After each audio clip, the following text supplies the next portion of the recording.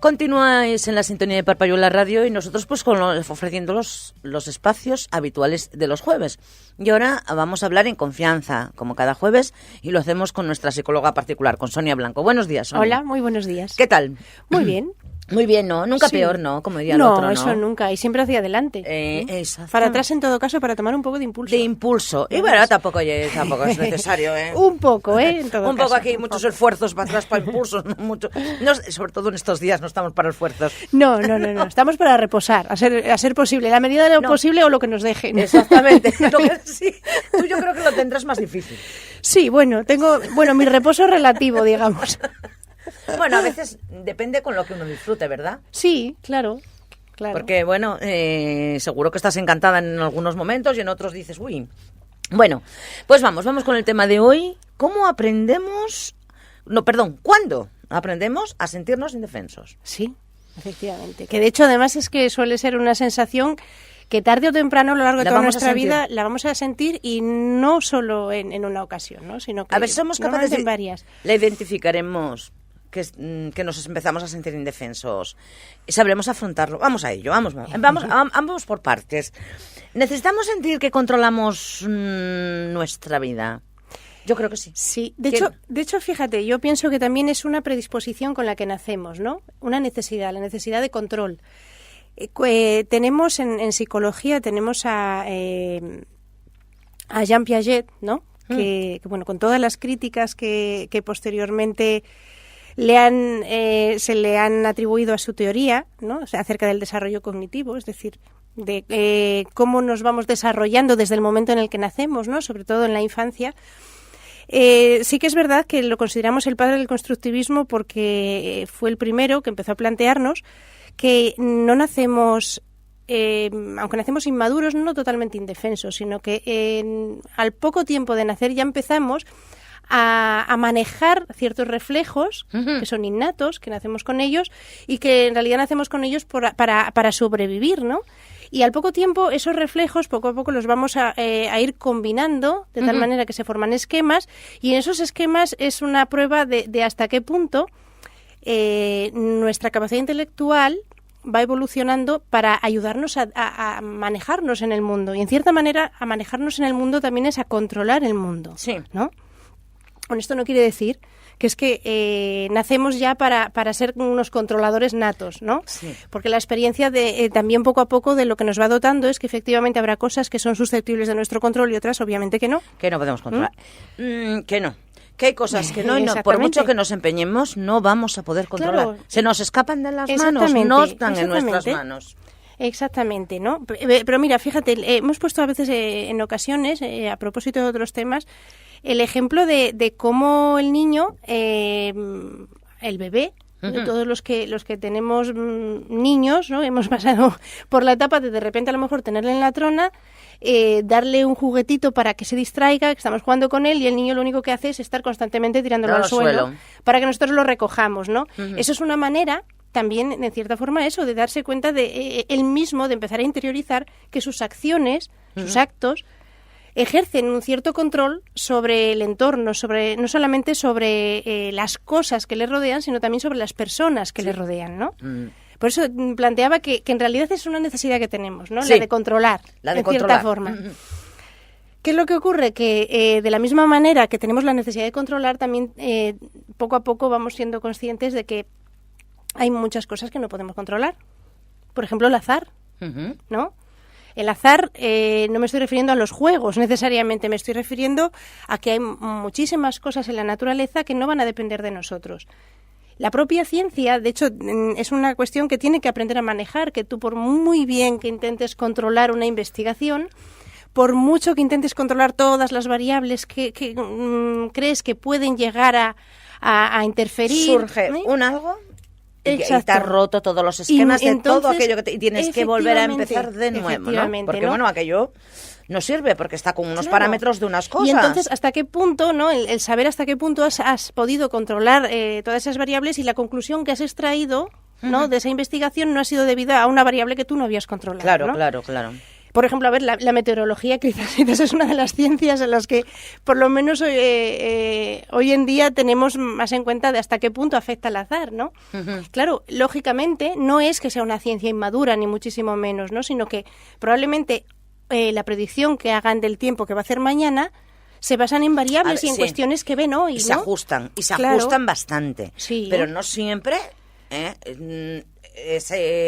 la predicción se ajusta a la realidad, ¿no? Efectivamente. Bueno, no, de hecho, una de las grandes predicciones que tenemos relativamente recientes que fallaron fue precisamente el predecirnos que íbamos a tener un verano malísimo. ¿No? Por ejemplo. Bueno, pues para este año que vuelvan otra vez a decir que los... Pero no porque lo hayan hecho mal, todo lo contrario, es que todo apuntaba a que íbamos a tener un verano malísimo, sí, porque en el pleno mes de mayo aquí en Asturias no podíamos dejar la chaqueta. No dejábamos la chaqueta, ¿no? Ni el paraguas, ni el abrigo, no. ni el jersey de lana, porque hacía frío. Hacía frío, es cierto, ¿no? Es cierto. Por lo tanto, quiero decir que no es que sea una ciencia inmadura o que no sepa manejar variables, sino que simplemente hay cuestiones que son debidas al azar, cambios inesperados que hacen que se produzca algo que nadie podía prever, ¿no? Que en cierta manera eso es el azar. Uh-huh. Lo que ocurre es que cuando lo manejamos en el día a día, en nuestra vida cotidiana, a veces esos hechos que tienen que ver con el azar nos resistimos a entender que tienen que ver con el azar, ¿no? Sí. Y a veces lo intentamos, por ejemplo, cuando es algo que nos repercute de manera personal o ha repercutido de manera personal a alguien que conocemos, pues a lo mejor son cosas que achacamos a algo.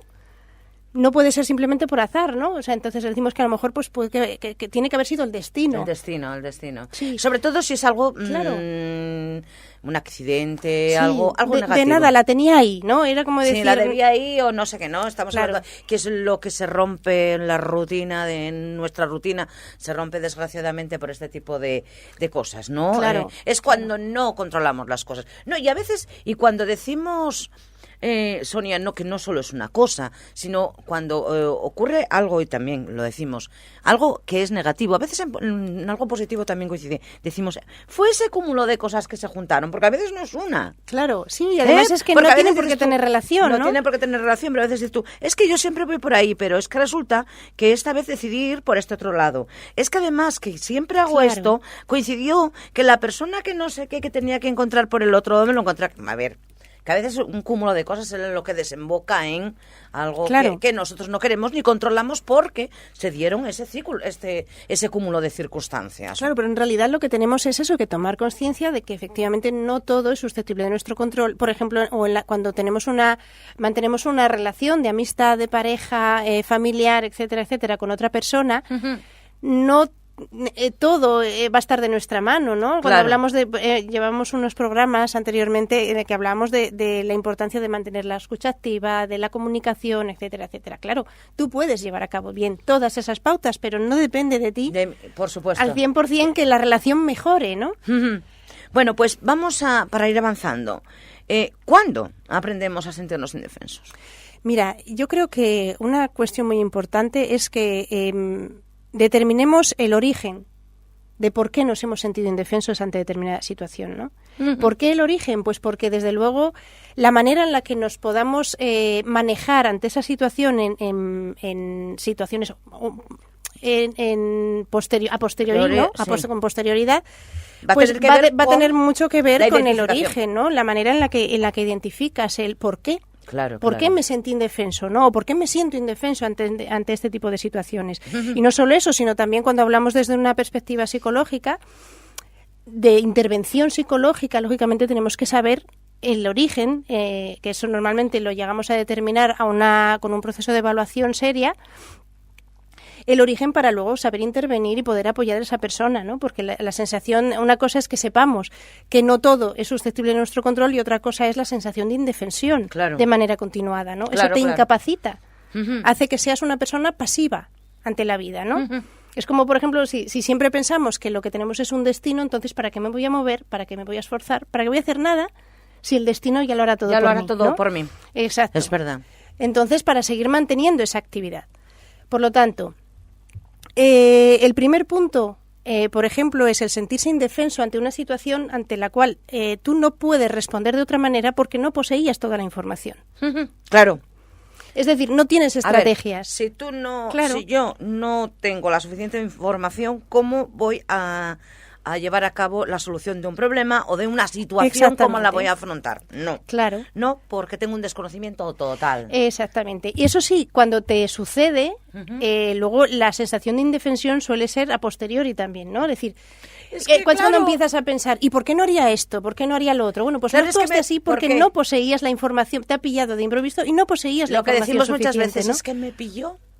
Que es que no, en un momento determinado, cuando dices no sabes cómo reaccionar, porque no sabes, porque claro, era una situación o una respuesta que tú no esperabas, por supuesto no. Claro, no quiere decir que seas una persona inmadura, ni muchísimo menos. No, es que no. Por ejemplo, a ver, un profesional que acaba de terminar la carrera y de repente se pone a ejercer, ojalá tuviera esa suerte, ¿no? De terminar la carrera y ponerse a ejercer de manera inmediata.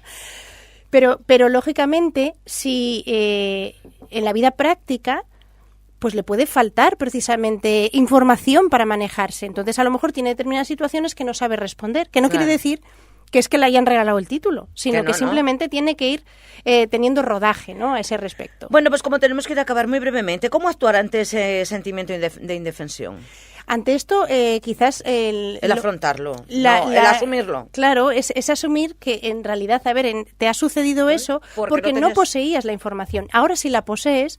Entonces, en todo caso, tienes que reflexionar en torno a ella, no para decir si me vuelve a pasar responderé así, ¿no? No, porque a lo mejor resulta... A ver, nunca vas a volver a pasar por una situación similar, nunca. Siempre se va a dar otro factor, otra variante, como antes viene, que va a hacer que no sea igual la situación que viviste. Así que, por tanto, no estés predispuesta a preparar ninguna respuesta. No. Pero bueno, o no. Exactamente. Sí, porque íbamos a caer en otro error también. Es ese punto en el cual aprendemos a asimilar el azar, ¿no? Como parte de nuestra vida, ¿no? Claro.